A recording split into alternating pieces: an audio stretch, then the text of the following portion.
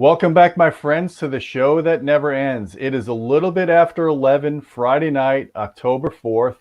And tonight we are going to talk about subwoofers. We are going to have a battle between ported versus sealed subs.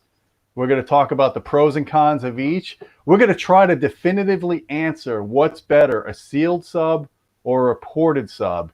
And in order to have that happen, I'm going to have two advocates of each kind of sub. We have Matthew Pose on the left side of me, who's a sealed sub advocate, and we have James Larson on the right side of me, who's a ported sub advocate. So we guys are going to duke it out. I'm going to moderate. We're going to fight it out. We're going to figure out what's better, a sealed sub or a ported sub. How you guys doing, my friends?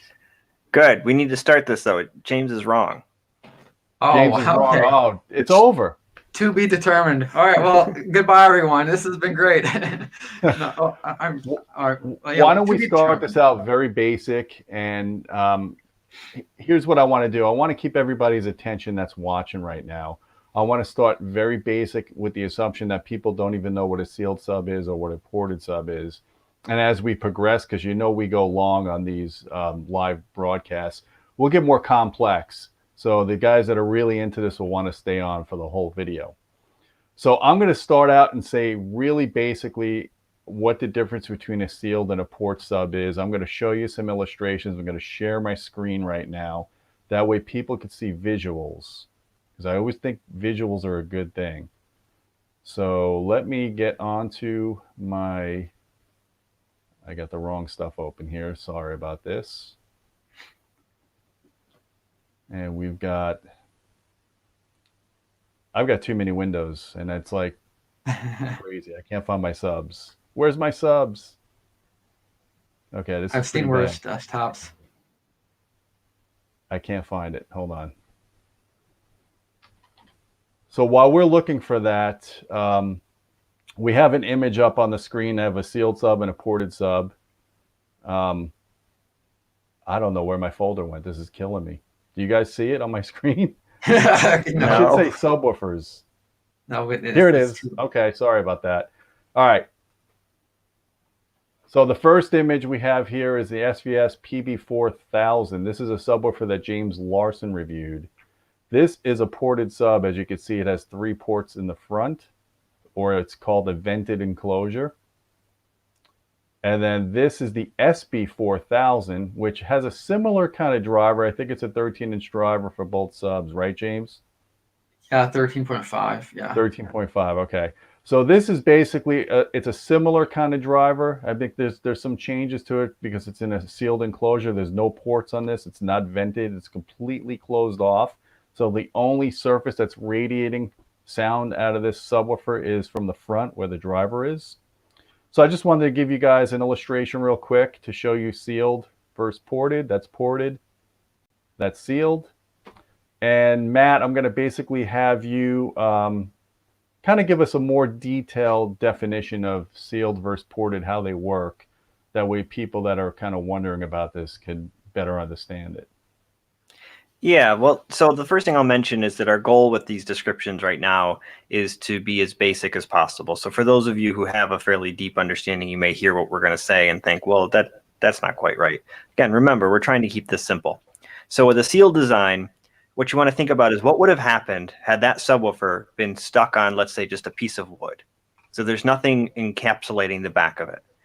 What would happen is that the sound would radiate out the front and out the back, and they would actually move around that board of wood and cancel each other out. And if you were to look at the frequency response, what you would find is that there wouldn't be very much deep bass.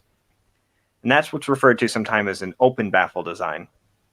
And so what happens is that piece of wood has to become so large to be able to stop the sound from behind the speaker from radiating around and hitting the front that it becomes impractical. So while some people advocate for this because of the advantages they may see in not enclosing that rear sound, the reality is you end up with a very, very large piece of wood. It's not an enclosure, it's just basically a giant baffle. Is that, so, would you consider that an infinite baffle? If it was large enough that it could ensure that the rear sound wave was never able to radiate back to the front, it would be an infinite baffle. So a wall, for instance, if you just mounted a subwoofer into a wall and on the other side of that wall was another room, that would be an infinite baffle. So with a sealed box design, what you've done is you've actually enclosed it with a fairly small volume that creates a cushion of air behind that. Now, one of the key things that does right off the bat is it keeps that sound from radiating backwards that comes out of the driver and coming back around to the front. So there's no cancellation. The other thing it does is it provides a sort of spring, and that spring provides some dampening to the cone. So not only is it helping extend the bass because we now don't have that cancellation going on, it also happens to be reducing the distortion down low from that extra dampening that the spring effect has. And this sealed design was a big innovation because before that, the way in which speakers was designed typically were not of that type. Even if they did do an enclosure, the enclosures were not often sealed. They weren't necessarily horns. They weren't necessarily ported. They just sort of were big boxes. And so once they figured out that if you critically designed the volume of that enclosure behind the woofer, it actually extended the bass even more and was very compact. I mean, one of the nice things about sealed box designs is that they're very small for the amount of output they have down low. Okay, so that's a sealed design. So what happens now when you go to a ported design? What's the characteristic difference of a ported subwoofer versus a sealed subwoofer? Well, so obviously there's a port. Yeah. And the port is the key difference. So what does the port do? Well, I think most people know it as something that's producing some sound of its own from that back wave that's inside the enclosure. And the key to understand is what exactly is that sound that it's producing. So many people have probably heard ports referred to as Helmholtz resonators. So Helmholtz was essentially a scientist who noticed a phenomenon, which was that if you take a vessel, like a bowl, for instance, that encloses itself into a tube, and you, let's say, were to blow across that, you would hear a noise, right? Well, if you played music in the room, what he noticed was that it also seemed to resonate along with the music at very specific tones that were dependent on the size of that vessel itself and the diameter and length of the tube. So if we convert that idea to a speaker box, the speaker box is the vessel, and the port is that tube. What he had found was that there's a mass of air inside that tube. And basically, how massive that air is and how big that vessel is dictates what frequency that mass will vibrate at. And when it vibrates in response to the sound the speaker's making, it actually produces sound on its own. So what you have with a ported speaker basically is this round port, and inside it is a mass, the air. The speaker volume behind it, the box volume, I should say, acts like a spring. So it's referred to as a mass spring system. And it resonates along with the music, enhancing the output. So it makes a normal, like let's say, sealed box design more efficient. The problem is, to do that, you have to be larger, typically. In order to get the tuning that you would be looking for and the efficiency gains you would be looking for, the box itself is typically about 50% larger or so than an equivalent sealed design would be. Well, I mean, when I look at it from a system standpoint, just noticing products, like if you, for example, look at the SVS line, and I don't mean to keep using SVS, but they have like the most clearly distinctive models that relate to each other. They have a 3000 series, a 4000 series, and the top of the line series, and they always have a ported and a sealed counterpart. And if you look at those examples, the ported subs are always much larger, much heavier. And they typically have a lot more output, maybe below about 30 hertz or so, up until where the port kind of gives out, right? I guess what I'm trying to say is, in general, ported subs, because they have a larger box, they tend to not need as much power, amplifier power, in order to reach those levels of loudness. Would you agree with that? That when you do a sealed design, you tend to need, because it's less efficient, maybe because of a smaller box volume, you need more power to drive that driver to get the same kind of SPL output. Yeah, I mean, James, you're advocating ported here. I know you probably want to talk more about this, but I will admit ported designs are more efficient in the range that the port is working. Oh, yeah, and so like Max says, in a sealed driver, only the cone is making noise. It's interacting with the air to make noise. In a ported design, as Matt explained, it's not just the cone, it's the port. The air slug in the port is vibrating to produce noise, and it does so very, very efficiently. Much more so than if it were just a sealed design. So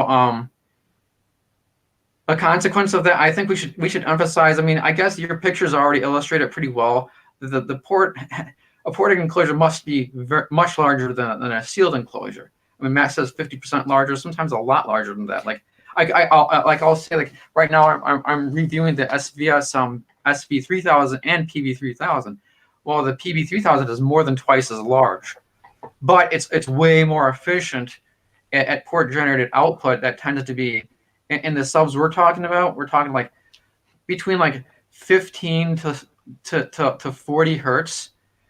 There's a lot more output, but especially at the specific tuning frequency of the port, there can be like 4 times as much output in a ported design versus a sealed design. You know, they can we're talking like twice as much to 4 times as much output. So that's obviously way more efficient. And at base frequencies, 4 times the output really does sound perceivably as twice as loud, right? It's not a 10 dB to get twice as loud at base frequencies. It's when you're at the really low frequencies, I think the 4 times amount of output actually gives you double the loudness. Yeah, well, you know, when people say 10 dB is like a perceptual doubling of like output, like I don't think in bass it's not. You can get bigger gains with less SPL, perceptually speaking. That's a whole nother can of worms. But yes, I mean it's just a lot more output in deep frequencies. But we should emphasize that the port only contributes within its range, and its range is relatively narrow. So let's take like say normal box subwoofer of the type we're talking about. In a ported sub, you're looking at like a lot of extra output at like 20 hertz, and not quite as much, but still extra output at 30 hertz, and then a little bit more at say 40 hertz. But at 50 hertz and above, for the type of subs we're talking about, you hardly see you might see an extra decibel, maybe. You know, so the gains are really in a kind of a narrow in the like a only over like basically 1 octave. Yeah, and Okay. I would just say, I know you found more output sometimes at higher frequencies, but at least theoretically, there's no good reason for a sealed and ported design to have different output above the operating range of the port. They should be the same. My guess for why they are is that the box is so much larger. If you took a sealed box subwoofer and put it in a larger box than is typically done for commercial subs, you would get a bit more output from it. Well, we also have to figure, are we assuming in the case with the SVS, is the driver the same for both the sealed and the ported version, or do they make alterations to the compliance of the driver or to any other parameters in the driver to basically make it work better as a sealed enclosure versus a ported enclosure? I think it's more than that, right? Isn't it like even a different motor design? They do underhung versus overhung. For SVS, for at least for the PV16 Ultra versus the SB in the 16 Ultra series and the 4000 series, the motors are actually different. We don't want to go into too much detail about that right now, at least. But a lot of some manufacturers just use the same driver. The drivers, I mean, I wouldn't expect the performance to be radically different given the changes in the drivers that SVS uses, where they're actually using a different driver for ported versus sealed. But it's really very closely alike. It's a lot alike. So like, you know, I wouldn't. It's not really that significant of a difference, you know. So there's that. They do use different drivers, but a lot of manufacturers don't, and it's not. I think SVS has pretty unique manufacturing capabilities that they can design drivers like that. Yeah. I mean, most companies can't design two different drivers for every different line like that. Sure, SVS has the volume to justify that, but even if they didn't, I don't think you'd see a huge difference in performance, given the differences that there is in the sealed versus ported drivers. I mean, this is getting us a little bit off, but I'll just mention it's kind of a myth when people talk about drivers that work best in sealed versus ported. Like sometimes people are like, that driver is only for sealed, it shouldn't be used in ported. The reality is most, if not every driver could be put in either enclosure and be made to work. It's just that sometimes, especially with subs that work really well in small sealed enclosures, the ported design is hard to build. Like you'd end up with such a small box and such a big port that it would not really make a lot of sense. Oh, that's a good point. Do you see my screen right now? Yep. Yeah. So right now, I put up a measurement that you gave me on the PB4000. Now the PB4000, for anyone that doesn't have an illustration in their head right now, this is a sub that has, I think it has 3 ports in the front of the subwoofer. So James, in this measurement, you basically, I would presume for the purple trace is with all the ports open, and then the green trace is when you sealed all 3 ports. Yeah. Yes, that's correct. Okay. So you can see right here, a ported design definitely has significant more output, like you were saying. You're looking at 20 hertz, you're looking at, 93 dB versus 100 dB. That's like 6 or 7 dB more output. That's pretty significant, but it falls off very quickly. So if you look at 20 hertz versus 10 hertz, I mean, this is sharper than 24 dB per octave, which is what you normally see in a ported design. Well, and there's a reason for what you're seeing there. So ported designs, because of how they work, necessarily cause the woofer to, what's often referred to as unload. So what that means is that where it is in a sealed enclosure, the enclosure is providing a sort of cushion to protect the woofer. And so it doesn't tend to exceed Xmax dramatically. What you see in a ported design is that port was producing output, and it's a resonant device, right? We talked about that earlier, which means that it's only producing output at a very narrow range. The woofer is not producing output. There's actually a notch in its frequency response where the port is. And then below that point, the woofer unloads, meaning that it just loses control, basically, and the port is no longer contributing any output. And so you see this very dramatic shift. Now, in order to protect the woofer because of that, most manufacturers will put a high-pass filter in. And so often, and SBS, I think, uses a pretty aggressive one. So often what you see is even more than the 4th order slope of a typical ported design, simply because they're trying to protect it. Right. Now, looking at the sealed version, like I was expecting to see 12 dB per octave below the 3 dB point. And it looks like they did some DSP shaping here. It looks like they did some boosting or something to not give you quite as steep of a roll-off, right? Yeah. In general, it's pretty common today to use DSP to flatten out the response of a sealed box and make it match a little bit more with the ported. And then this probably also has a high-pass filter on it, the sealed one, because even though you don't see quite the dramatic shift, it's still essentially, it unloads at some point and it will exceed Xmax. So one could argue, if you have enough surface area, if you have a large enough sealed sub, and I'm not talking about maybe even a PB4000 in a small room, an SB4000 in a small room possibly could give you more room gain at the very low frequency, so you could actually get more output than you would out of its ported equivalent. Would you agree with that? Well, yeah, we see that the lines cross, which means that the sealed design at some point is producing more output than the ported design. We know there's room gain, and that room gain tends to get higher as frequencies get lower. So in a room, the sealed design should have more output than the ported design at very low frequencies. Now, I know, James, you've got your own view on whether that matters or not. Sure. I mean, I don't know if you want to get into that debate right now, but I mean, yes, below below a ported sub is like tuning frequency. Sealed will always have more output.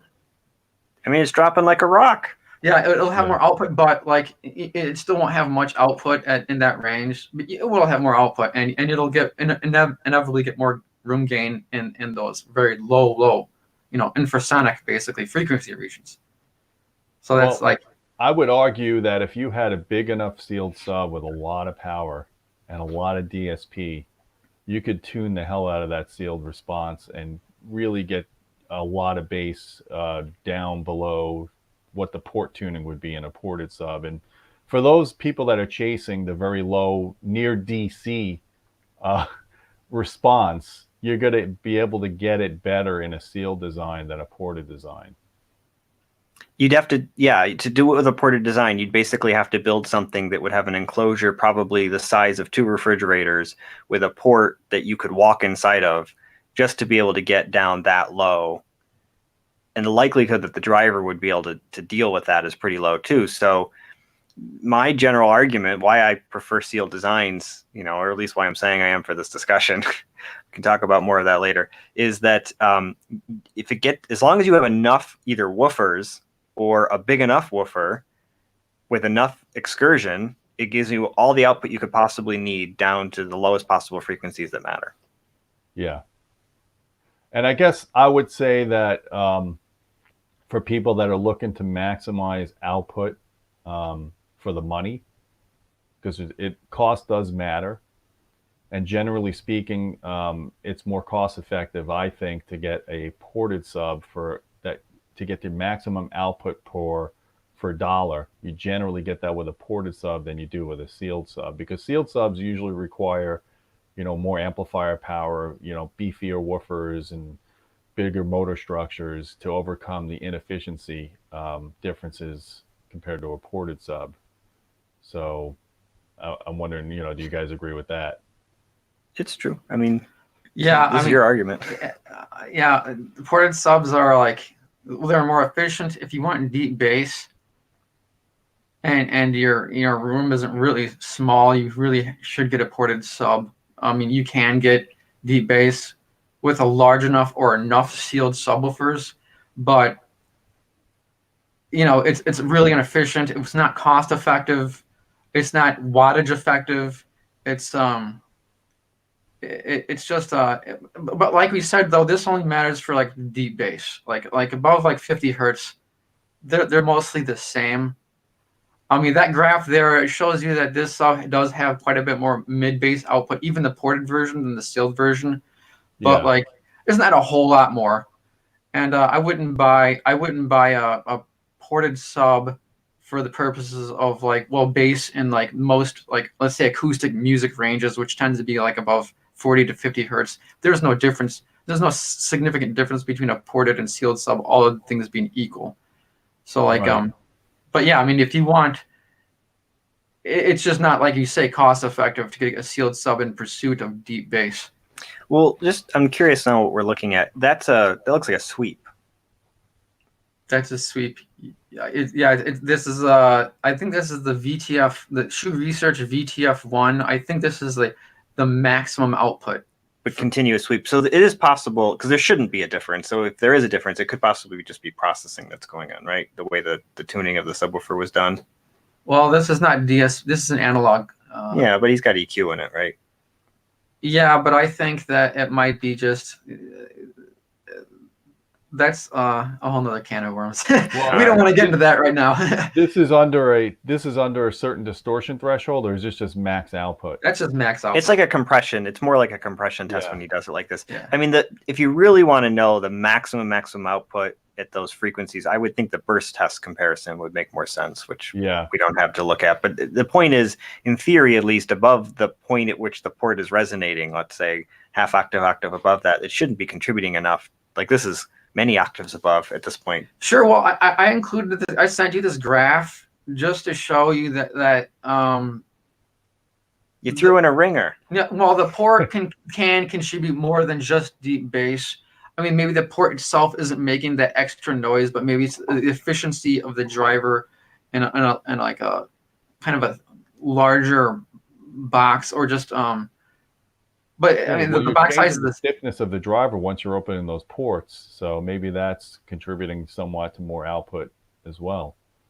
Yeah, I'm sure there's a lot of factors involved, but you can in some cases, and in this case, get more output and mid bass frequencies. Not much more. The real draw of the ported sub is in here is between let's say 18 hertz and 50 hertz, and above that, it's not a lot. Those are 5 dB increments on the amplitude scale, so it's not really. Well, the thing I wanted to hit next is I see this all the time with people saying, I use sealed subs for music, I use ported subs for movies, and the reason why is ported subs are slower, or they're not as musical, or they overhang the bass. I mean, you hear all of this stuff, and I would say, I don't know if I buy into the fast versus slow subwoofer. I would say that probably why ported subs get bad reputations is it's because of the bad designs. It's the ones that are not properly tuned, that you hear port chuffing from, or it's just, the box is not right, or the driver is not right. There's some mechanical noise that's causing these kind of experiences in people. And we have a graph here, I think, that we've always Actually, used. Gene, we should save that graph for later because that's Okay. not that pertinent to this part of the discussion. That gets in a little bit more detailed. It does relate to this argument, but as for like the so-called fast bass versus slow bass of ported subs, first of all, the chief like qualitative attribute of bass that we hear is the amplitude response. Okay, so like that's going to determine more than anything by far the quality of bass that we hear. So like we should get that out of the way right now. There's more to it than that, but like if you let's say if you have a room and you have like a big mode, say like a really high peak at some frequency, it's gonna sound boomy, and it'll sound slower or like chunkier or messier for that matter, right? But if you have a response at your listening position that's flat versus something that has a peak somewhere, well, the peakish response can sound slower. Maybe not if the peak is at a higher frequency, but like the frequency response matters here, and that's really not a matter of ported versus sealed at all. That's just a matter of the frequency response, which can be you can achieve with a flat response with either a ported or a sealed subwoofer. So there's that. I mean, that's one part of the argument. Yeah, but something to think about with that. So when you have a big peak in a response, it causes a longer decay, and it's called ringing. So when you have that, it tends to cause what people refer to subjectively as one-note bass. It's because it's so loud, it's all you really notice is that droning sound of that note, right? And when a ported design, so compared to sealed designs, at least ported designs often are more likely to do this, especially when they're poorly designed, because the port will have what sometimes referred to as excess efficiency. Basically, the port is too loud to the overall response of the system. It makes it subjectively sound like it has more bass than it really does, but the negative is it gives it a one-note sound. And so one of the reasons why I don't love ported designs is that especially when they're poorly designed, they are much more likely to cause that one-notey, boomy sort of bass. This is the comment that I always see. Someone just it's nonsense. I shouldn't say it's nonsense. I should be more tactful. Sorry, I was going to say he's got to come after you now. I know. Okay. Here's one thing we should say. Okay. Ported subs they kind of have a bad reputation as far as say transient response goes. I think mostly due to like the cheap bandpass subs that you see in like home theater and a box type systems, that use like maybe like a 5-inch driver. They put it in some like bandpass design that has like a chamber within a chamber, like a port within a port, and like it's gonna have a whole lot of bass, like between like say 50 hertz and 80 hertz, and not much anywhere else. And I think you just described the Bose Acoustum as bass module. A lot of them are like that. A lot of them are like that. Even the technical description of the design of the bandpass was like a good match of an 8th order. Oh, it's not unique. I mean, that's what they're doing, and so like, and those subs aren't, they're not that. I'm not going to say they're not well designed because they're designed to achieve a certain cost point, right? Just give you bass, right? You can't get perfect bass when your budget is like lots of bass. Yeah, when your budget is like your manufacturing budget for a subwoofer is like $30. You're not going to get perfection for that, and that's what these home theater box subs are like. So like, they give you some bass. The bass isn't great, but it's bass, So like so those kind of ported boxes are what give ported subs a bad reputation. But if you look at a really good ported sub, and the kind we're talking about in Gene, like SVS, like Shoe, or like Paradigm, or manufacturers like that who have just really, really good engineering and all of their products, it's not you don't see, you see a flat response. You see very good control over all aspects.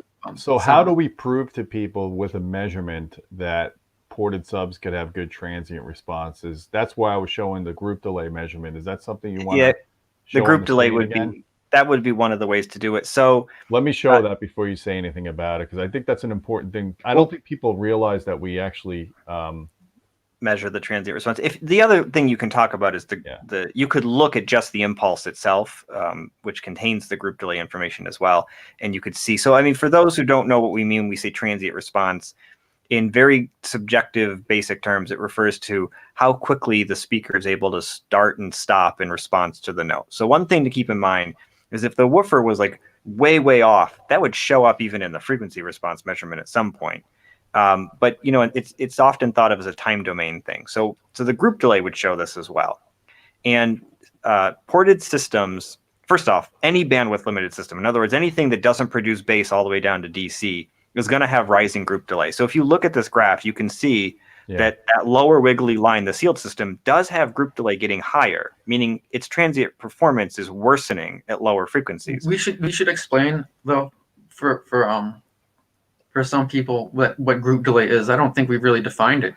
It's essentially a delay in the time, the arrival time of the low frequencies that varies with frequency. So if it was static delay at all frequencies, we would just call that delay. Group delay means that it is essentially it's related to phase, and it's a kind of shift that takes place as frequencies get lower.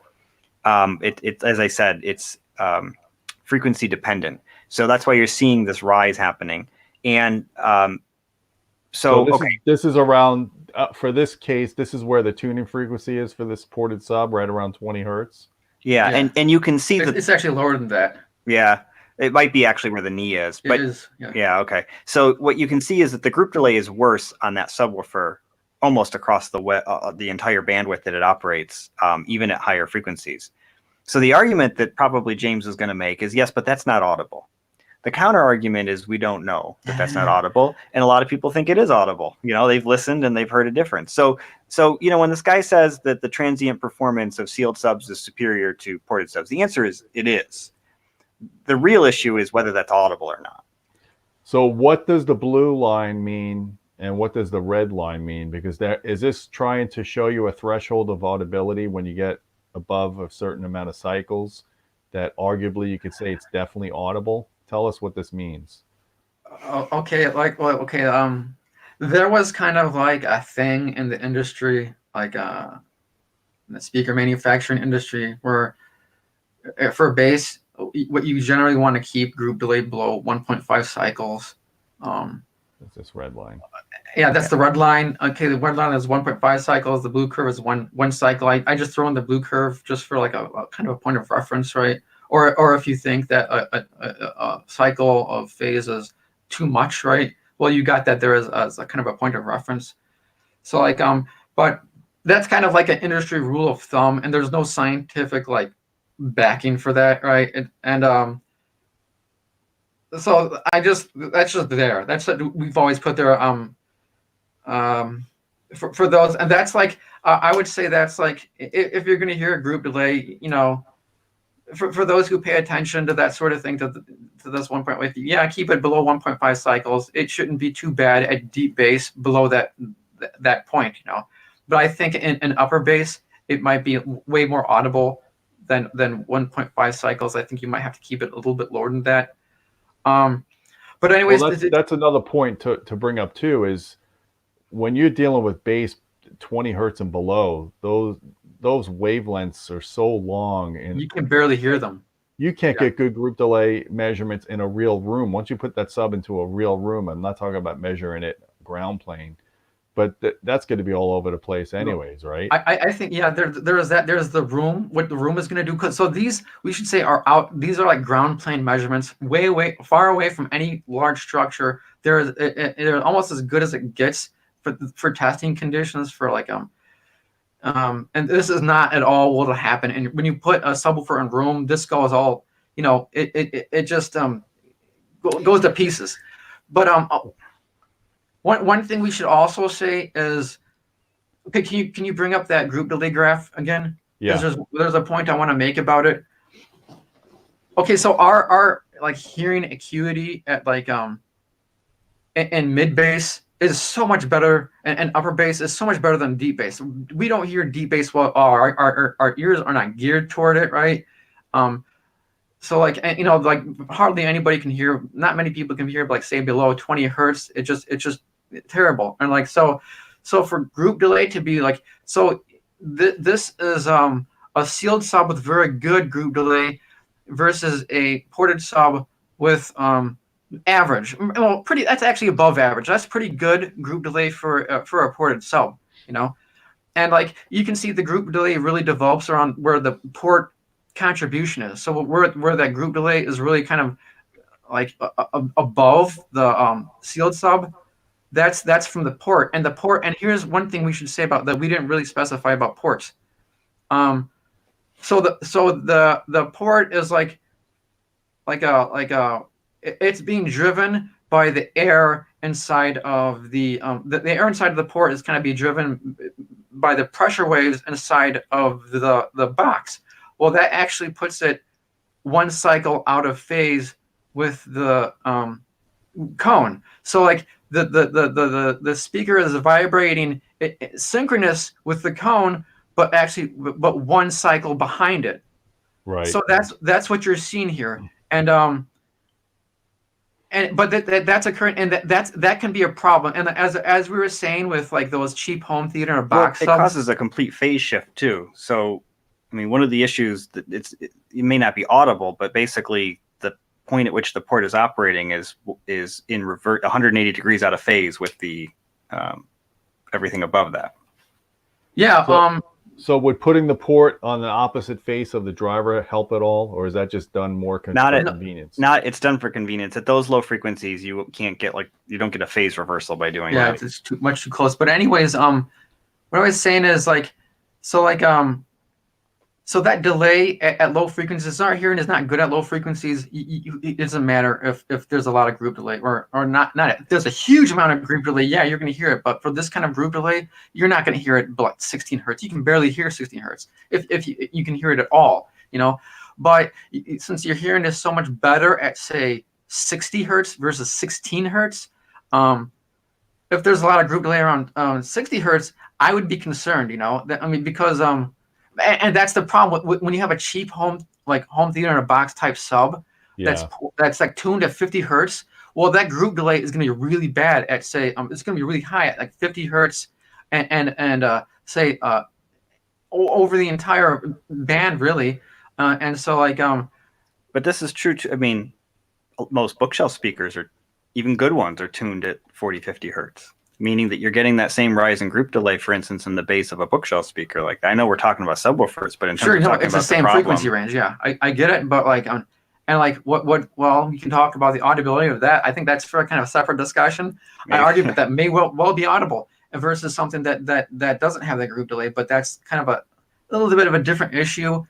It's the same thing though, and so like these cheap like bandpass or badly are subs that are tuned, ported subs that are tuned to a high frequency will have that group delay spike at a high frequency where hearing is so much better, right?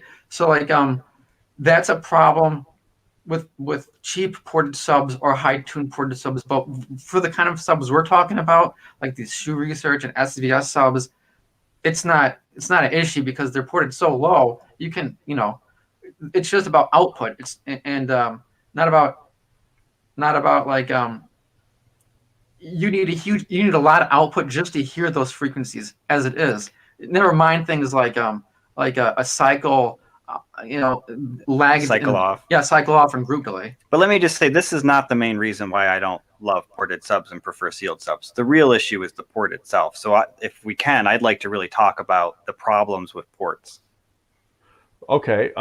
Before we do that, I think one thing we want to talk about, because I had some questions of people saying, how come you're not talking about passive radiator subs?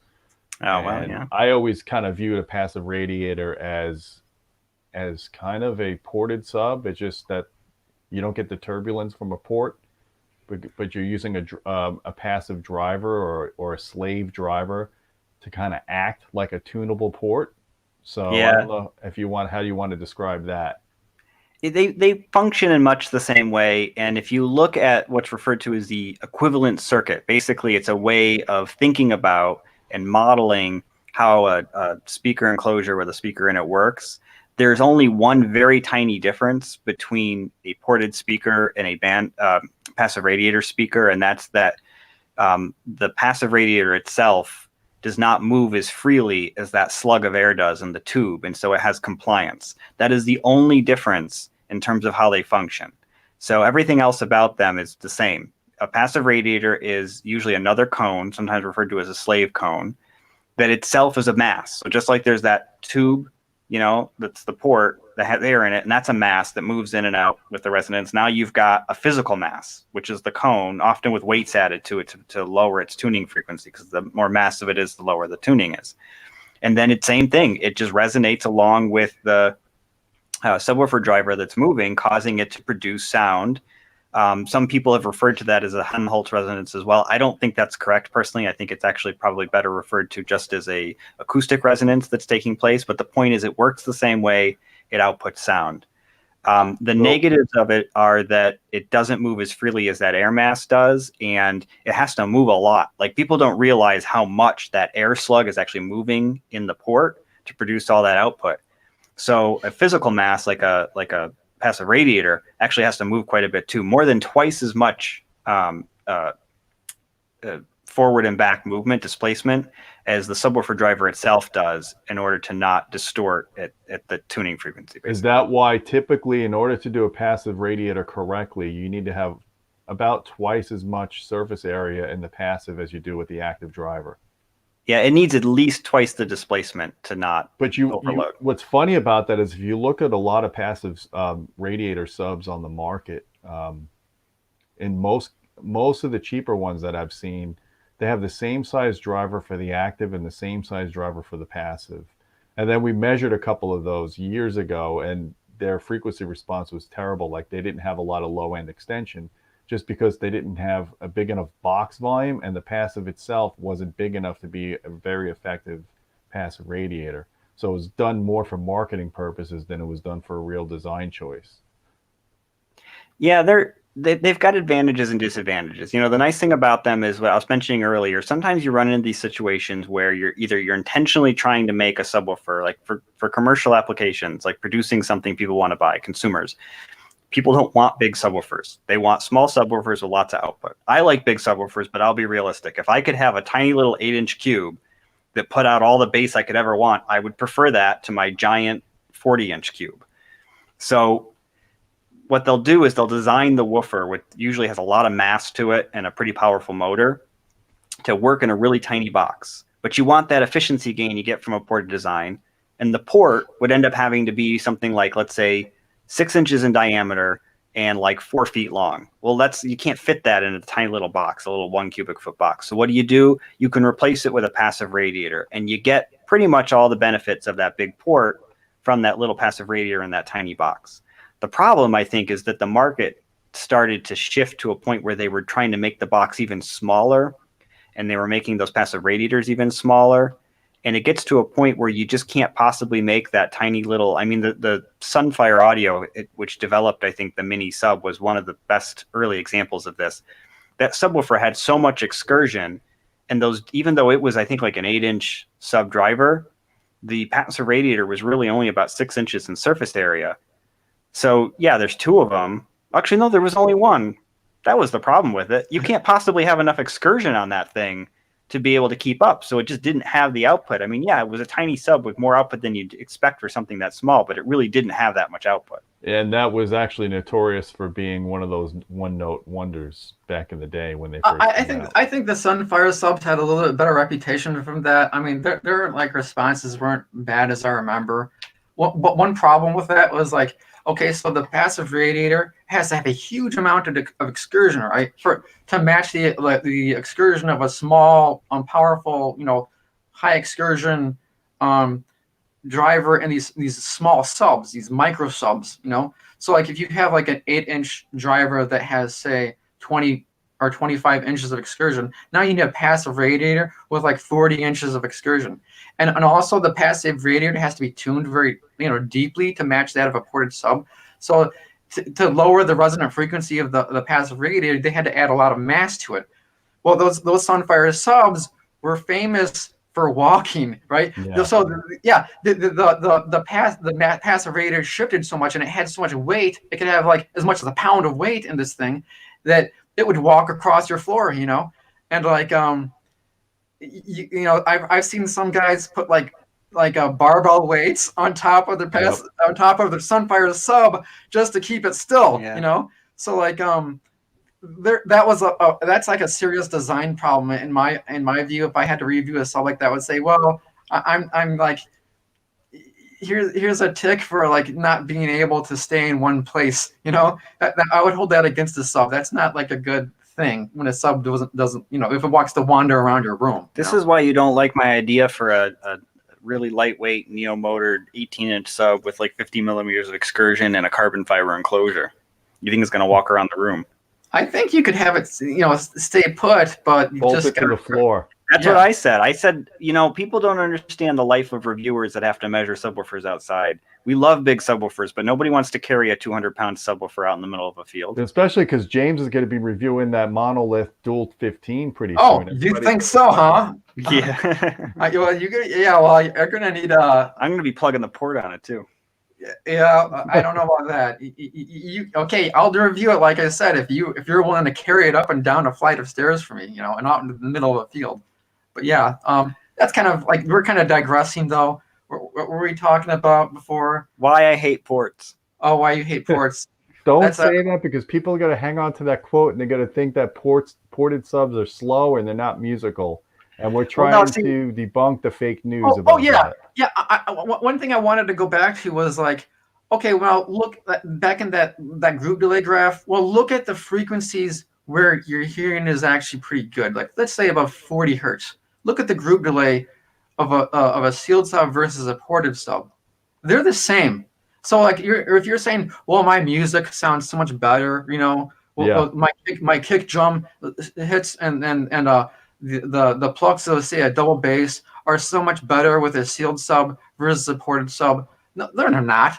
Look at that. There's no real significant difference there in the range of those instruments. The difference is in things like basically movie effects, just effect sounds. It's not in any acoustic, instrument or in any kind of a musical effect. But James, there's very little music with content below 30 hertz range. Most of the bass content in regular music is like most music that isn't artificial basically has almost no content below 70 hertz. Like, people don't want to admit this, but if you look at the spectrums, if it's actually like let's say a rock band or a jazz concert or a classical, there's very little information below 70 hertz. The vast majority is above that. I don't agree with that 100%. You do find like, especially with pipe organ music, but that's kind of that's an outlier. That's an outlet. That's an outlier. But even with like, say, music that uses like a big double bass guitar or they don't have that much output down that low.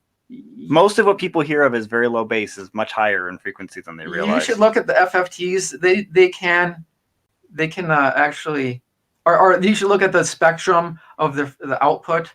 The frequency spectrum of the output of these. I've seen like just jazz music or orchestral music. It can have real content down to like, say, 40 hertz. So like, but below that, I've not seen any kind of acoustic like recording that has significant content below 40 hertz. So like, and in that range, any decently built ported sub will have practically the same group delay as a sealed sub. So there's that.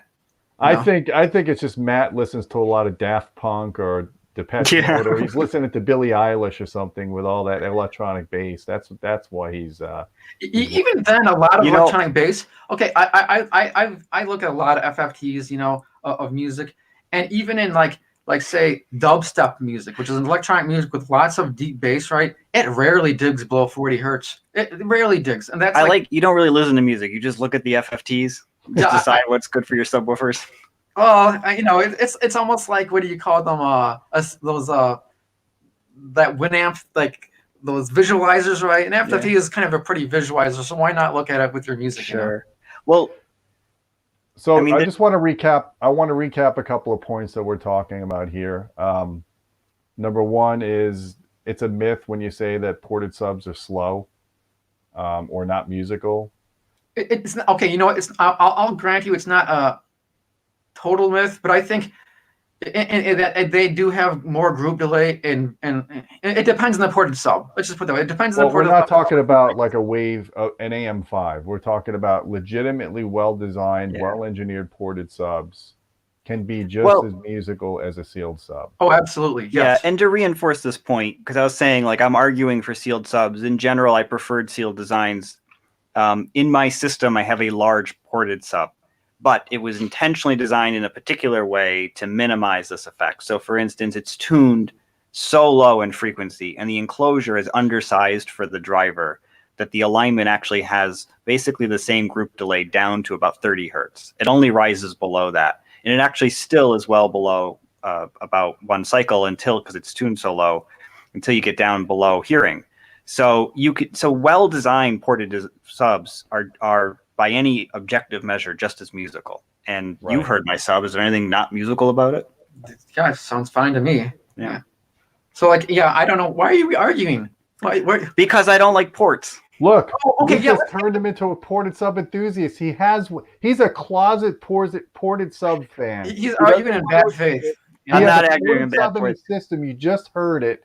So it's fake news when he says he doesn't like ported subs because he's using them. Let me tell you though, I don't like ports, and there is a reason for it. So and especially like on subwoofers, they gotta be freaking huge to avoid these issues. So first off, ports produce distortion. You've read the JBL article, the Harman article, right? They produce distortion. But the audibility, I don't think the audibility is there in a well-designed port. Unless that's the issue, though.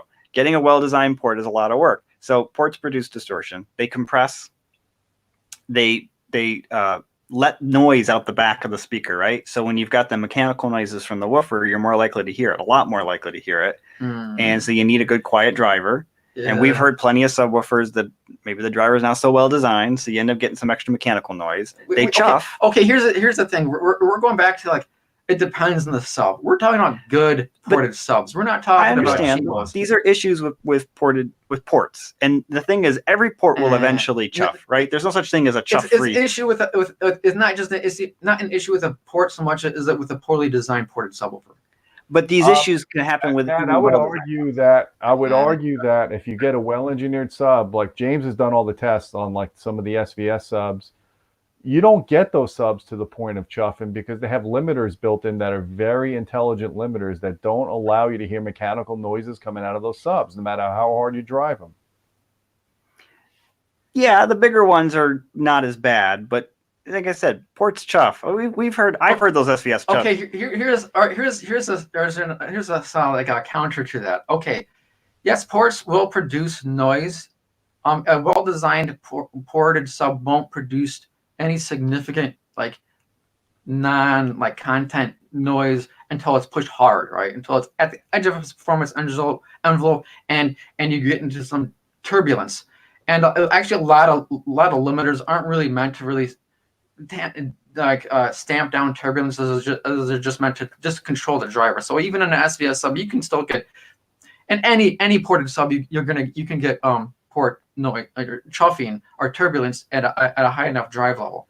But in a good design ported sub, you're gonna get way more clean output than a sealed could ever even think of for those low frequencies, And what's more, since the driver's motion is being restrained and at the port tuning frequency, as the ported driver, its actual excursion. You're talking about the notch that you'd see. The notch. Since the motion goes down as it approaches and as it hovers around the port tuning frequencies, the driver's hardly moving at all, and so it's not making any kind of mechanical noise, right? It's just It's in a really good range of operation for it, right? Whereas a sealed sub, for every octave a sealed sub goes down, it has to have 4 times the excursion. Now you quickly run out of headroom, and you quickly run into mechanical noise and non-linear distortion, and those low frequencies. And so while let's say a ported sub 220 hertz will be playing it's clean, very cleanly, I'd say like 105, 110 dB. The same sealed sub would be just coughing up blood trying to keep up, and just buy more of them. Yeah, buy more of them. If you're hearing chuffing, you either need a bigger sub in your room or you need multiple subs, and you'll never have that problem. But the same thing is with real content. The same thing is true with the sealed sub. It also makes mechanical noises, and those noises can be very audible. And what's worse, but they're blocked more because more of that mechanical noise typically is coming out the back of the driver. Yeah, well, it doesn't block just the sheer non-linear motion of the cone. I'm talking about. I'm not even talking about mechanical noises. I'm talking about non-linear travel. Okay, so the same is true with the sealed sub. When you start hearing that distortion, well, it's time to get either a bigger sub or more subs. They both have their drawbacks, But like for deep bass, there's not. Ported sub is like, it's just much better than a sealed sub, Unless you have. There might be some circumstances, unless you have like a whole wall of ported subs, then you can have all the deep bass you want without the group delay of a ported sub, which I argue is not really audible and is not a problem. And so but a wall of subs would be pretty cool. And you get the most output density you could possibly get that way. $50,000 subwoofer budget, and also you need like huge amounts of amperage just to drive all those sealed subs. So if you want, here's what I'll give Matt. All right, here's what I'll give Matt. If you want a no holds barred subsystem, right, or it's like no expenses spared kind of system. Yeah, just get a whole wall of sealed subs. That's technically better than say ported subs. But if the sky is not the limit, right, and you're not listening to a shoe closet, right, then get a ported sub because you'll have a lot more clean deep bass output, and like it's the deep bass is like that's what you're really getting these subs for, So like there's that, So two questions I saw that popped up before. Someone was asking, why do some subwoofers put the driver facing down to the floor? I think from when I've seen some of those budget subs that put the sub facing to the floor, to me that actually acts like a low pass filter. So it actually filters out some of the higher frequency noises. Maybe that sub is not such a well-behaved sub, the driver or whatever, however they designed it. But by putting that driver firing down to the floor, it hides some of that. And I also think you get more coupling because you're closer to that surface, so you might get a little more output that way. It's like a trick that they use. It does. Yeah, it might put some loading on the driver and lower distortion. It also would potentially, it's tricky. I think on a hardwood floor, higher frequency noises that the driver makes are going to reflect and be just as loud.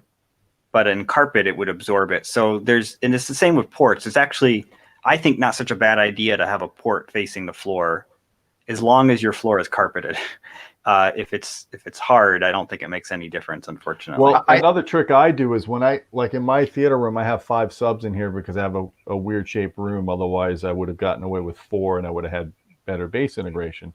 Don't make excuses. 5 is a good number. All right, 5's a good number. More the merrier. So what I did in this case, because the sub is so close to the back row, is I faced the drivers towards the wall as opposed to being faced towards the seats.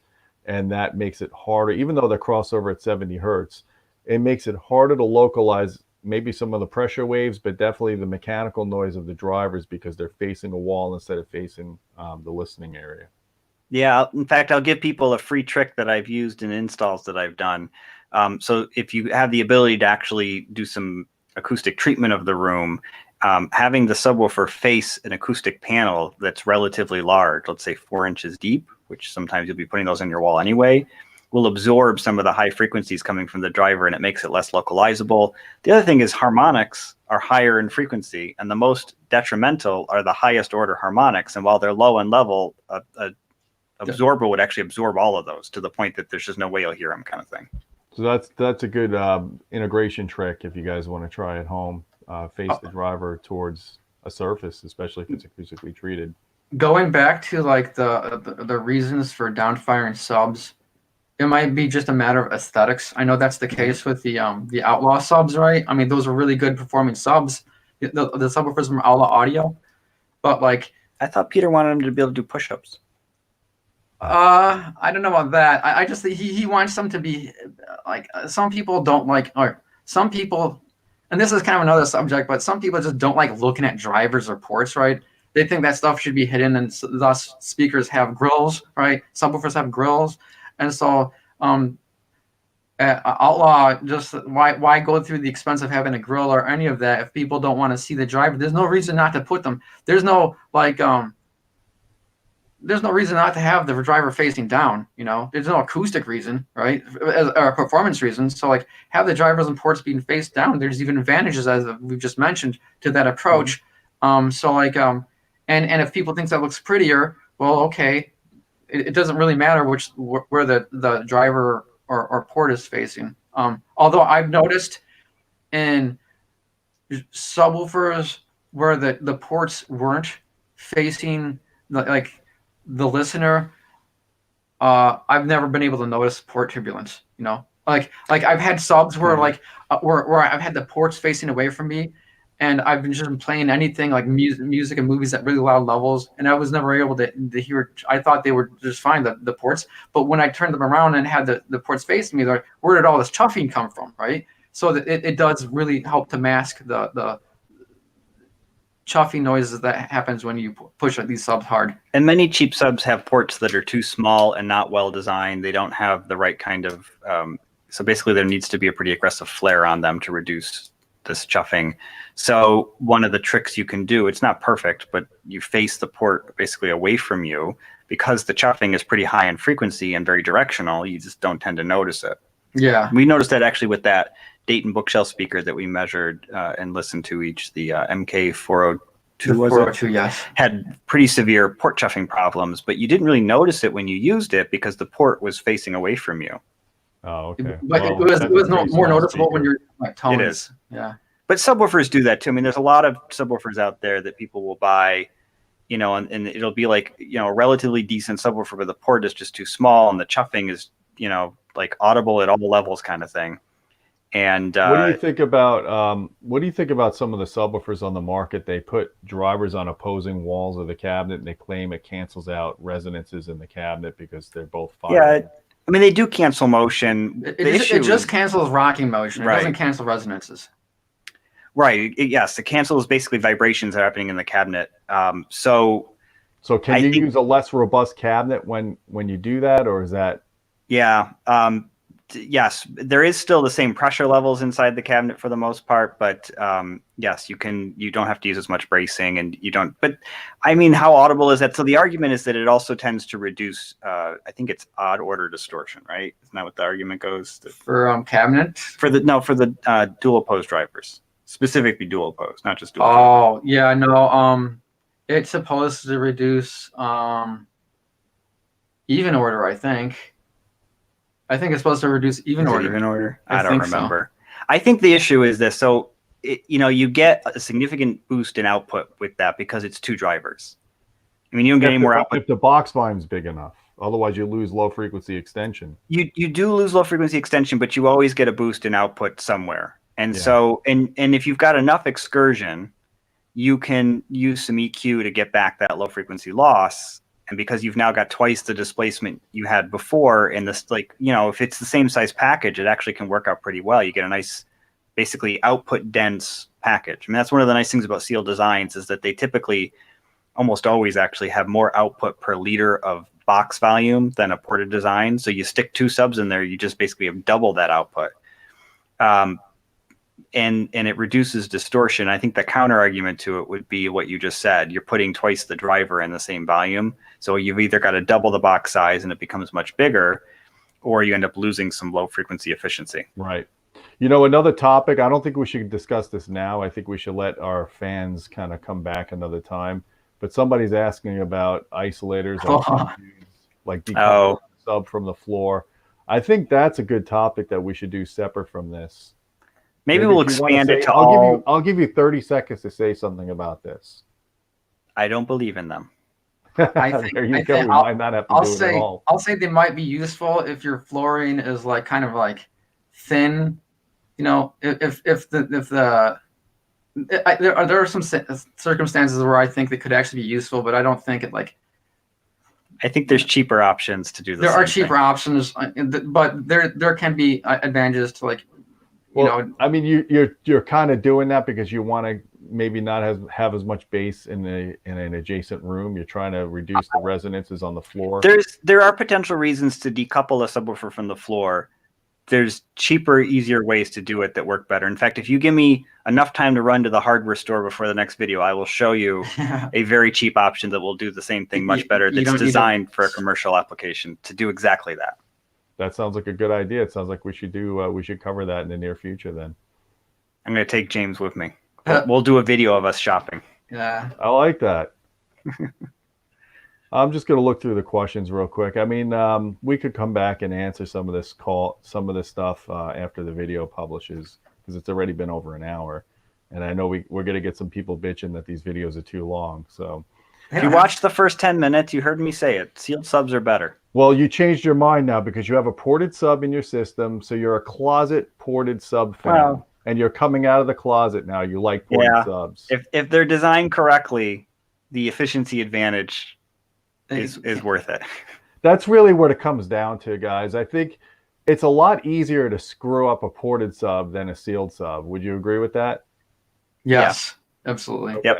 The And there's a funny lot thing of bad about ported that, subs. the funny thing about that is if you look at a lot of the budget stuff, like the home theater in a box stuff, because you guys have been looking at sound bars especially, they give you these cheap ported subs and you're like, why didn't they just seal it? Because the output they're giving you at below the tuning or at tuning is useless anyway because it's distorted. You hear the chuffing.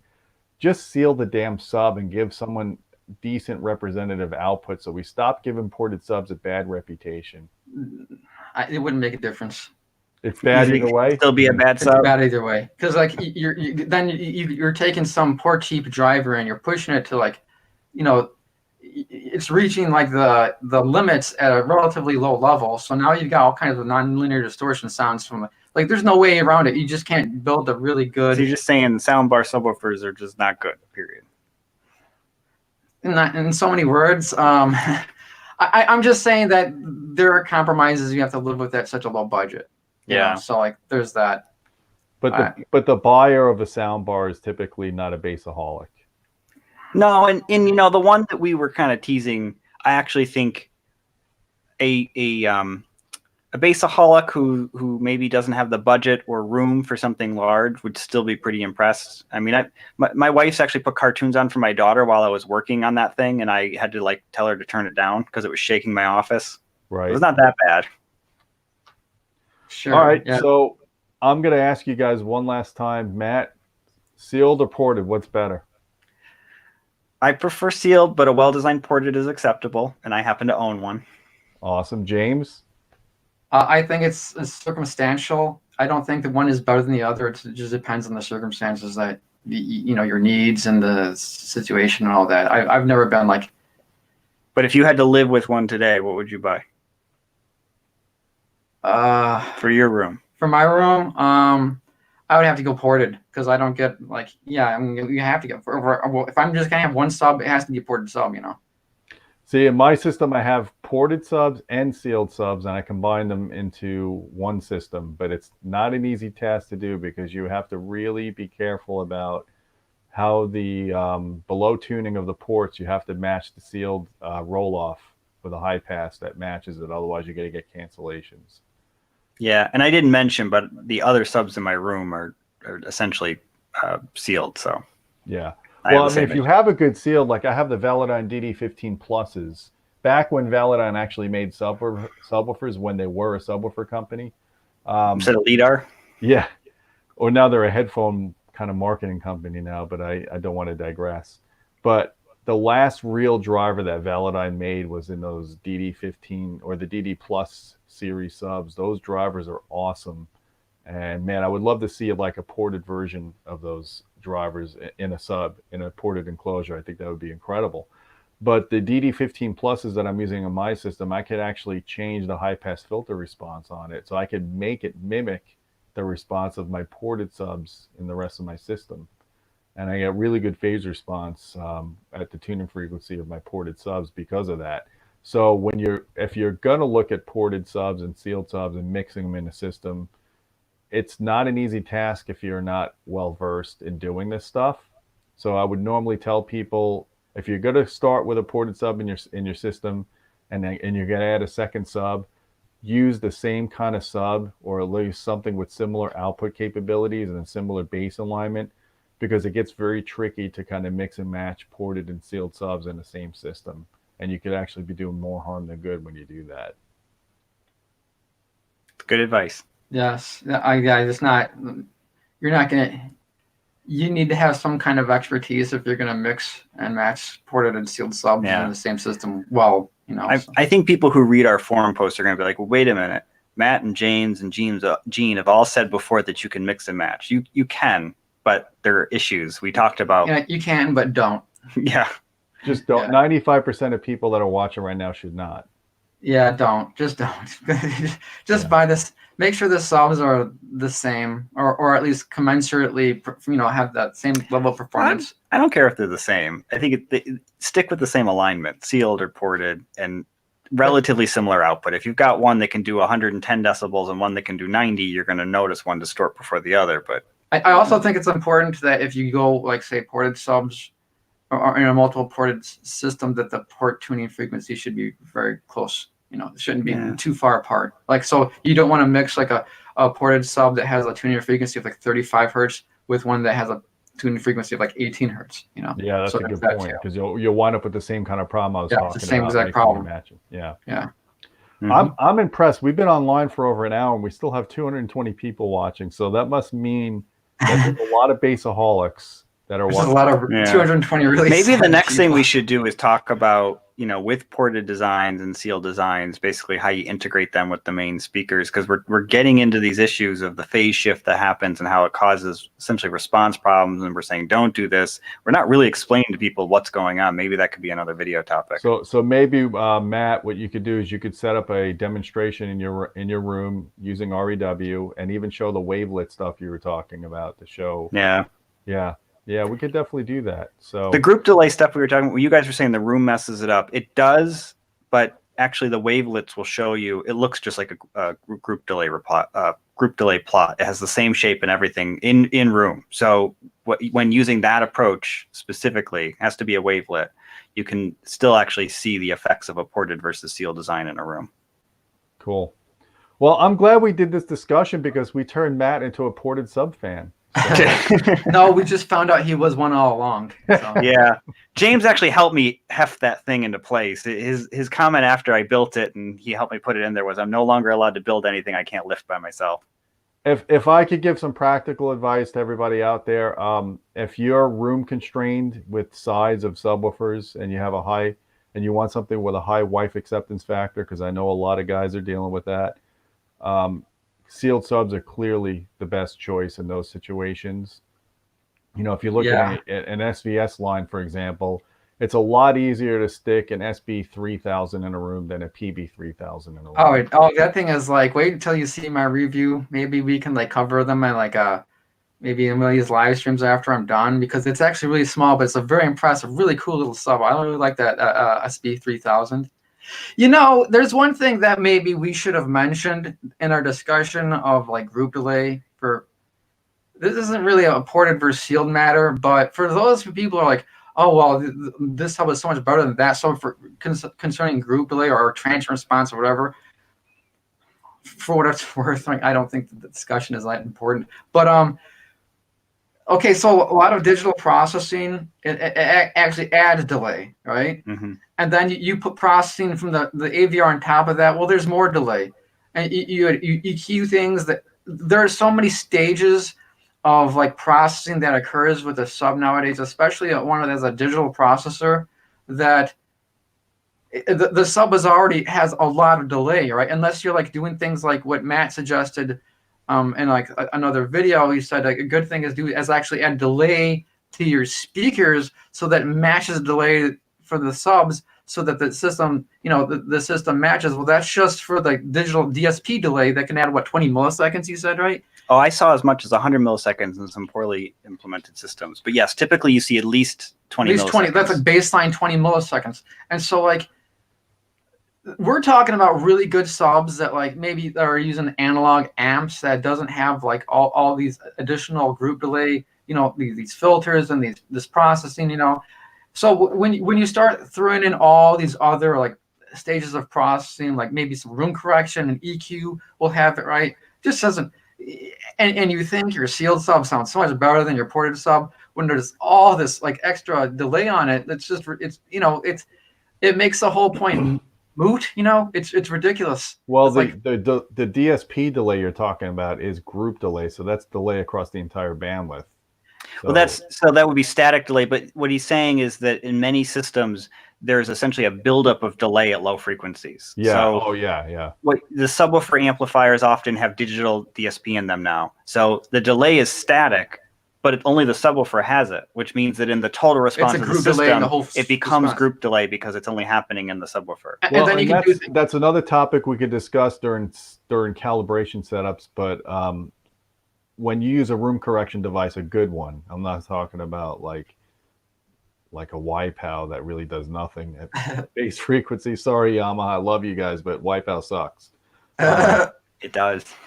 It really does. When you use a good room correction system like a D-Rack, for example, and it comes back and tells you your subwoofer is 12 feet away when you physically measured it as being 15 feet away, usually go with the room correction because it's calculating out actual delay, the added delay from the DSP. Yeah, and usually you'll see the other way, or you were saying a smaller number. Usually you see a bigger number that the system calculates than the physical, and that's why. And I see people all the time say, yeah, it miscalculated it. I measured it and I calculated it and reset it. And it's like, you actually probably had delay in there you didn't know about, and you've actually made your system worse. And for people that are complaining about transient response, the objective measure of the transient response of a system in this regard is that delay. So if you're adding delay in there, you're screwing up the low frequency transient response of your system. So this is a good way to end it. I wanted to talk about servo subs, but I think it's we could do that another day. That's another topic maybe, yeah. It doesn't really have anything to do with this, yeah. I don't even know how to say your name, Cassius. I don't want to butcher your name. Cassius? Is it Cassius? Can you guys close with your favorite sub of all time? So Matt, I'll let you go, then James, you go, and then I'll kind of give my thoughts on that. I like really big subwoofers, so probably that Deep Sea 24-inch sub. Oh, that's a good sub. That's a really, the Deep Sea Sound Mariana 24S. Yeah. Oh, that's a good sub. Yeah, I was there when that was kind of launched at an Exponent show some years ago, and I spent like half the time at the show in that room with the guys who made it. David Gage is the guy who owns the company, and Nick Lemon was there who designed the driver. He's from Stereo Integrity. I just hang out there the whole time. Is it sealed or ported? It's a sealed sub, but it has so much displacement. Yeah. That what's the difference? It's just you don't need. It's designed so that you can get like deep ported type deep bass out of a sealed system. It's just it's a good sub. No, that's a really good sub. Is that you're saying that saying that is your favorite? Yeah. Yeah. It's a funny story. We were getting up close when that was launched. I was just an experiment. I would go up and listen to it. Like would throttle the thing. I was like 3 inches away from the driver. Right. We were throttling like 16 hertz tones, or like it was just crazy. And the guy Nick Lemon, who he was using it a lot to like 16 hertz tones to like get rid of room like vibrating things in the room, right? And he the thing put out so much deep bass out for so long, he actually got ill from it. He had nauseous, and he had to turn it off and lay down. And they got a lot of complaints from that thing. Actually, they say from when they launched that sub at that show, they had a lot of complaints from like neighboring like exhibitors, and they didn't want to come back for that reason. They just, which makes it sound like the perfect subwoofer. Yeah, it's an awesome sub. I mean, if I'm gonna say what's my favorite sub, I don't really want to. if I had to go with performance, that might be it for just sheer performance. Like there's a lot of things to like about it, but you know what? I'm not really I'm not really that big on like huge subs that are like 200 pounds, right? That's not my ideal sub. My ideal sub is like something that has good performance, like a good baseline performance that I can lift and move around. It doesn't eat too much room. So like I would go with something like some of my favorites are actually the Shoe Research ULS 15 Mark II was really good because it was just tons of output and it only weighed like I don't even think 60 pounds. You could pick it up and move it around. It just was great for its size. Also, the SVS PC 2000 was like really good performance, just really good, and it was like 40 something pounds. It was their cylinder sub, you know, and like you could just throw that thing around. It was just a great sub, you know. I don't have a particular favorite sub, but I would say I'm drawn to something that's like small and mobile and has really good performance, you know, for the size. So I'm not even gonna say what. You know, the others I really liked are I really like the SB 3000. I like the Paradigm Defiance X12 was a good sub. The Shoe Research VTF2 Mark V. A lot of the Shoe Research subs are really good. A lot of the subs from SVS, the reported subs are great. The SB 3000, like I said, I really like. I like the Outlaw Audio X13. I'm just rattling off a whole bunch of subs I really like, you know. So like, I don't really have a favorite. I feel like you've never met a sub you didn't like the way you're going through these. I have Home theater in a box sub or the soundbar sub we've been testing. Yeah, I have, and I'm not. You know, there's no point in mentioning those at this point. But there's a lot of really good subs out there, so you know I can't really. They have their appropriate uses, so I don't have like a favorite. I would say that I don't review as many subs as you do, but for small subs, I really like the JL Audio E112. I thought that was a big jump forward for them because I didn't care for the F110s because I thought the cone was too massive on that or too heavy, and it rolled off too prematurely, like it wasn't flat to 80 hertz. As soon as when I swapped out the F110s to the E112s in my family room system, I got like so much better slam from the bass, and it just blended so much better with my satellite speakers. And I think, you know, for the size, those are some of the best subs on the market still, even though they're a couple of years old.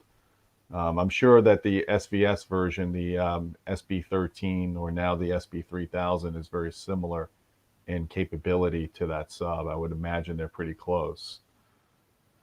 Yeah, it's well, you'll see. I mean, I expect hopefully I'll have that review done in a couple weeks. Yeah. And so that's something to look forward to. You know, actually, I do go into the differences a bit more into the differences between ported and sealed in the review. So like when that's published, people who really want to see that, because I'm not sure if those drivers are different in the SB3 the 3000 series and the PB and SB 3000. So that might be. Ask. Yeah, I mean, I'll find out. I'll have it known, but like that might be a good point of comparison between sealed and ported, because if the drivers are the same, then all my measurements will show all the real differences, you know, group delay, all the maximum output capabilities, you know, all that stuff will be there. So like, well, we could do you could do a follow-up article, and then we could post that. Why don't we just do a review video for the two subs? We can. Maybe people would like that. They can comment. That'll be good. Sure. Okay. All right. Well, yeah. Then that means hauling around the PB 3000 more than I have to. That's It kind of doesn't a need big to be in sub. the image. We'll just talk about it. Okay, sure. We'll have SVS send us a little model of one. Yeah, a little Hot Wheels scale model one. Okay. But like, actually, that's not too bad. Actually, the PB 3000 is only something like 80 something pounds, which is not bad considering the next model up was the PB 4000, which is like 150 pounds. Is that the one that almost crushed me? Yeah, the PB 4000. Yeah, I almost threw a PB 4000 on top of Matt. Oh man, So that's a 150 pound sub, and that's not fun to move around. He was trying to make a point about ported being better. oh Yeah, well, that's not what it was. It was an accident. It was gonna be an accident. We were pushing it up a hill. Yeah, we were pushing up a hill. It was almost gonna fall down off a cart, but Matt, like, he like heroically rescued this 150-pound packed sub and like put it on the cart. And so like, you know, so that was pretty amazing. You know, this guy caught and held on to 150. Look at this guy. How is he going to manage a 150-pound sub? But he did. You know, it's like the Incredible Hulk. You know. Well, you know, your kid's in trouble. You get how to leverage adrenaline. the weight. There's people that you don't have to be a big muscle guy to move these things if you know how to leverage weight, and that's all what it is boils down to. Yeah. The PB3000, I actually like it more than the PB4000 just because of the weight issue. I don't think subs need to be 150 pounds. You know, for that sub, right? It's good, and I know why they do it, but I like the PB3000 simply because it's a lot lighter and more sensibly constructed. We're going on too long here. Yeah, sorry. Enclosures often in subwoofers are way overbuilt. We're going to close this off. I'm putting a link here for people that want to. We have a ton of subwoofer reviews on audioholics.com. I think people sometimes forget we have an editorial site. The people that watch our YouTube. If they really want to know the nitty gritty, the real differences, they should go and look at the reviews and compare the graph that we have and all that, you know, the measurements. So I put a link up, guys. We have probably over 100 subwoofer reviews that with measurements, with Excel spreadsheets. It has every little detail and, you know, all the CEA data, the frequency response, the dimensions of the subs, the cost, everything is there in our spreadsheets. We put all that information out, so I hope you guys read that, and please take a look at the website. And Matt, James, I appreciate you guys coming here tonight to talk about subwoofers. I'm getting notes from my wife saying she wants to watch Stranger Things now, so I'm ready to wrap this up. But guys, I do encourage you, if you're not already a patron, join our Patreon at patreon.com/audioholics. Because we put a lot of unique content there before it goes on to our YouTube or before it goes on Audioholics. We also offer some consultation stuff there as well. If you want to become one of the contributors there, one of the sponsors there, you can start getting direct access to asking us questions. So there's a lot of benefits there to being a Patreon. And I hope you guys enjoyed this show tonight. We will be back again next week, perhaps discussing some reviews that James is working on. I haven't even decided what we're going to talk about next week, but I'm sure we'll figure it out during the week, and I'll be doing a couple more live broadcasts before then. So guys, thanks again for joining tonight for this discussion. And all my fellow bassaholics that have been with us for over an hour and a half, it just shows that you guys really like bass as much as us. That's awesome. So I guess at this point, I'm going to say until next time, keep listening.